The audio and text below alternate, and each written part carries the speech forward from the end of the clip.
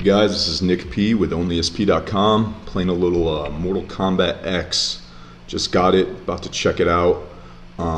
Last one was one of my favorite fighting games, so I'm not a huge fighter. I'm more into the shooters, but you know we'll see how it goes. I've been pretty excited for this so far. So right off the bat, we get this little intro cinematic called Faction War. From the description, it sounds like some kind of meta game in the online element where you choose a faction and then you do battle with people online, and depending on how well you did, and I'm assuming other various factors, you earn like points or some kind of currency for your team, and that progresses naturally depending on who beats who and whatnot. It'll be interesting to see what kind of playability it provides the online, or if it just sort of ends up being a gimmick. So right here we have the 5 factions you can choose from. Just reading through them, the Lin Kuei one sounds like, it sounds more like Scorpion, Sub-Zero, the ninjas. White Lotus sounds like Raiden and his disciples, the guy with the hat, and blanking for a second, and Liu Kang. Obviously, like Special Forces, that would be Jax and Sonya Blade, maybe Johnny Cage. I wouldn't imagine that choosing a faction restricts you in any way from playing as other characters, but it'll be interesting to see what the point of the factions are. So right off the bat, I just tried the living towers because I thought that was the tower function for a second, but that's not. It's something to do with the Faction War Online. After I let it load for a second, I put it away because I wanted to just get into the game. So as soon as that goes down, so we have the menu here. I see at the bottom, there's the crypt function is back from Mortal Kombat 9. That was a really cool meta system where it helped you unlock stuff through that little cool UI and everything. That was an interesting feature. So yeah, here's the full roster. You go into the single fight mode, you get, as far as I can tell, basically every fighter unlocked except Goro and some guy I don't recognize. Couple familiar faces, obviously, and a fair amount of faces we don't recognize also. So we got Reptile, we got that new tribal Aztec dude, Liu Kang, Aaron Black. He seemed pretty cool. He's like a cowboy from what I gather. Looking forward to fighting with him. Sonya Blade's back. So a decent roster. In this day and age, maybe a little small, but that could just be me being picky. So I picked Kenshi, and then we have these fighting variations. I gotta say, now these functions where you kind of choose a fighting style for each character. Every character has 3 fighting styles, and you can kind of specialize. I'm a little concerned that all this will do is restrict you, because in the last game, these characters had all these abilities, and you just sort of specialized on the fly with what you liked. I'm worried that this will restrict you in some way to a specific fighting style, as opposed to just opening it up in a more specialized way. It remains to be seen whether that's actually a valid concern, but we'll see. So I randomized my opponent, got a good old classic Sub-Zero, randomized my map. So we're gonna see how just the most basic core gameplay holds up. Right off the bat, one thing I noticed is that the characters have organic banter between them depending on what 2 random characters you chose. So they'll say each other's names and stuff. Kind of a cool feature. So yeah, we're just beating the crap out of each other right now. Again, I'm not a fighting guy, so feel free to laugh at me to your heart's content. I wouldn't say I'm bad, but I'm far from a pro. So I'm just getting the hang of the controls at the moment. It's been a while since I played the last Mortal Kombat. I was okay at that point, but now I'm just very rusty, trying to learn his moves. One thing I like to do in these games, especially when using a new character, is I don't like to look up their moves right off the bat. I like to figure them out organically, and because it helps me choose the moves that I'm just most intuitively comfortable using. And it's working out well so far. Granted, I put them on easy, so I'm not claiming that I'm doing well. I'm just sort of learning the motions at this point. But it feels good, We see Sub-Zero right there just use one of those environmental maneuvers, which is very cool. I'm interested to see how practical those are in a real fight when I'm facing an enemy that's actually a threat. But right now I'm just trying out my new moves. I got a couple here, so I officially am going to check the moveset just to see what I'm doing. You know, after a while you do sort of have to give in and see what's up, see what you can do. Trying him out. Kenshi, he's a pretty good character. He's got some good range attacks, which are always helpful in Mortal Kombat. You know, staying away from the enemy. His combos, his like straight up physical combos, were a little hard to figure out. I'm sure once I get the hang of it, it'll become more natural. But Sub-Zero's starting to fight back a little bit. Still trying to get the hang of some of his longer range telekinetic attacks. And you guys saw earlier I did an X-ray on him, which, you know, those are always a good time. So here I'm gonna concede and check out his fatality, because what is Mortal Kombat without fatalities? So let's go see what this is at. Yeah, so we have the whole move set right here. Basic stuff. Took me a second to realize that they split it up a little differently than the last game, and so instead of the two basic and special move sets, there are now basic combos, special moves, and finishing moves. So, and one thing I noticed right off the bat in finishing moves is that there's things they're called like easy finishing moves, and there's like brutal finishing moves. There's like variations on fatalities now, and that is super new. And well, it'll be interesting to see how that goes off. So I'm going to try to pull this fatality off. And I got it. My first ever fatality in this game right off the bat. Kind of proud of myself. It wasn't one of the easy ones either. And so we're just going to go ahead and cut Sub-Zero into beautiful little bits and have them rain all over my body, which that doesn't seem super sanitary, but, you know, Kenshi can do what he wants, I guess. So there's that. That was the first fight. Went pretty well considering I was fighting an easy opponent, but, you know, whatever. I'm going to be proud of it. So we're going to get out of here and go see what else the game has to offer. So let's see. So might as well, you know, give the story mode a shot. The story mode in the last game, it was good. Like as far as fighting game stories go, it was a decent game. There's not a ton you can do, especially with a story that's so convoluted and bizarre. You know, it's gotten to the point where I don't think they're taking themselves too seriously, which I think is definitely the best bet. They never really have, so why start now?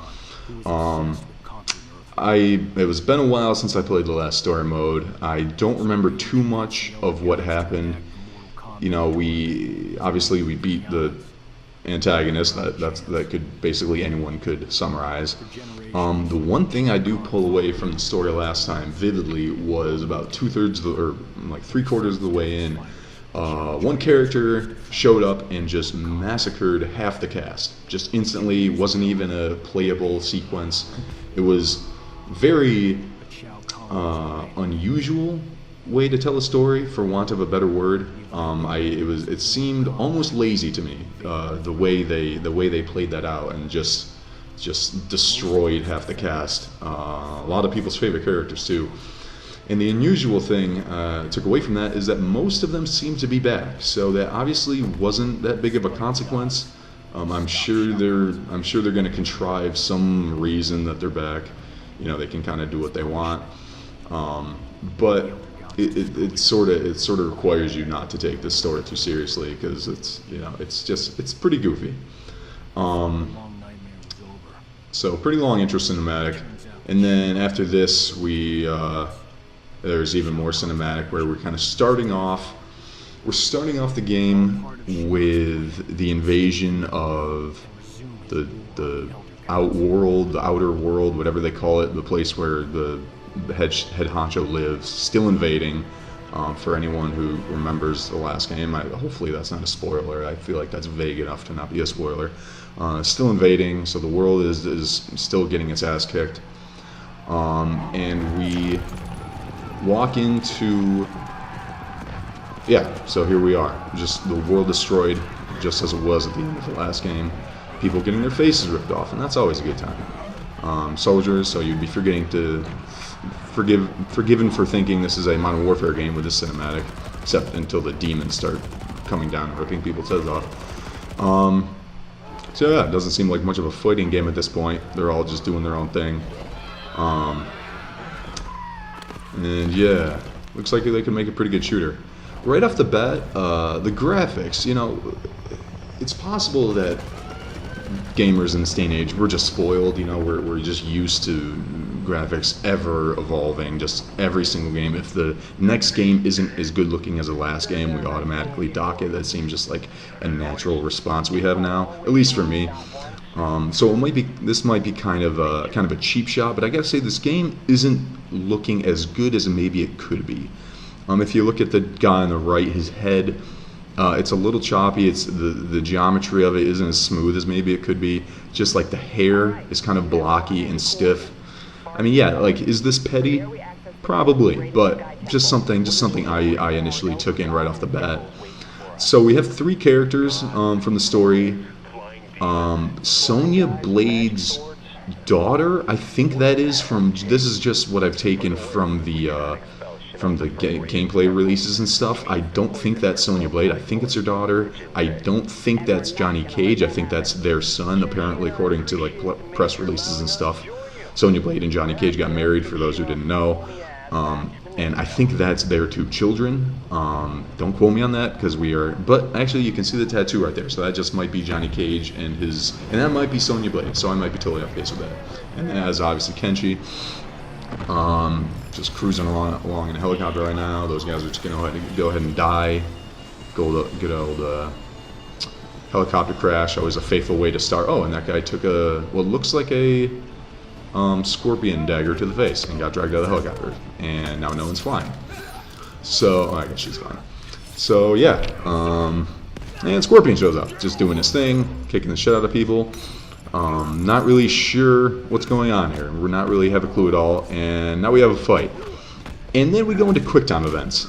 Not super crazy about this. This took me totally off guard. I didn't actually have my controller in my hand when this started, because this cinematic sequence was going on so long. I went up to get a drink or something.